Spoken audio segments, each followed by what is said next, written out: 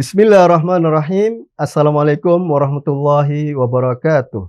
Alhamdulillah, Allahumma shalli ala Muhammad wa ali Muhammad. Di masyarakat Arab dahulu berlaku aturan terkait ghanimah yang berarti harta rampasan perang. Bahwa setelah ghanimah dikumpulkan, 25%-nya yang disebut dengan mirba merupakan saham milik sesepuh atau pimpinan mereka. Seperti Adi bin Hatim, kepala kabilah Toy. Menjadi kebanggaan bagi kabilah ketika pimpinan menerima jatah khusus ini dari mereka.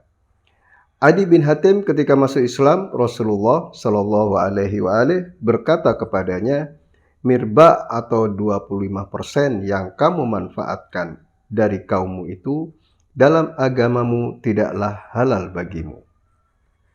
Selain mirba, harta pilihan yang disebut dengan sofi dari ghanimah juga untuk kepala kabilah.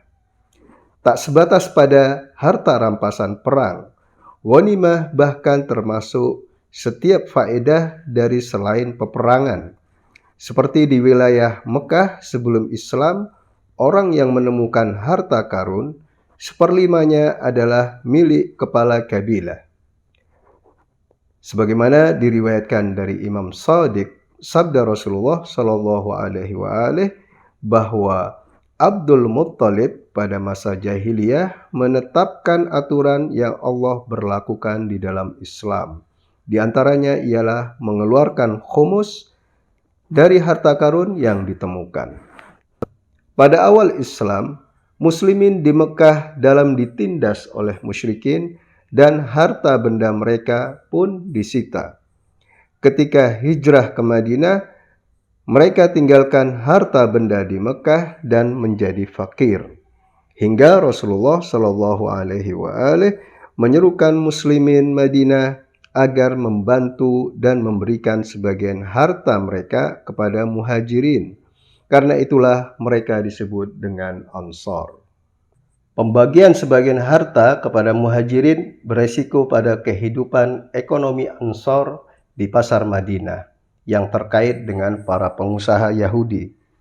Sehingga Ansar menuai celaan dan kadang terjadi adu mulut dengan mereka. Sementara muhajirin dalam kesulitan setelah harta benda mereka disita oleh musyrikin. Oleh sebab itu dan untuk menjaga harga diri muslimin terhadap kaum Yahudi, Rasulullah Shallallahu Alaihi Wasallam melegalkan perang untuk merebut kembali harta benda mereka dari tangan musyrikin.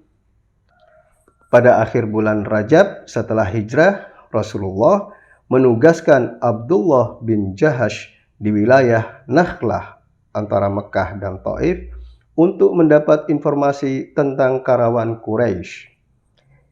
Di sana, ia bertengkar dengan sekelompok dari mereka hingga satu orang terbunuh, 2 orang ditawan, dan 1 orang dari mereka lari. Maka harta benda mereka menjadi ghanimah dan dibawa ke Madinah. Setelah 1/5 dari ghanimah itu diberikan kepada Rasulullah, selebihnya dibagi antara para pengikutnya. Demikian ghanimah diterapkan sebelum turunnya ayat khumus.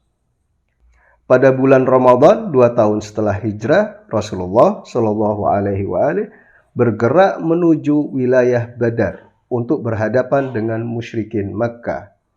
Di sana terjadilah peperangan antara dua pihak dan muslimin memenangkannya.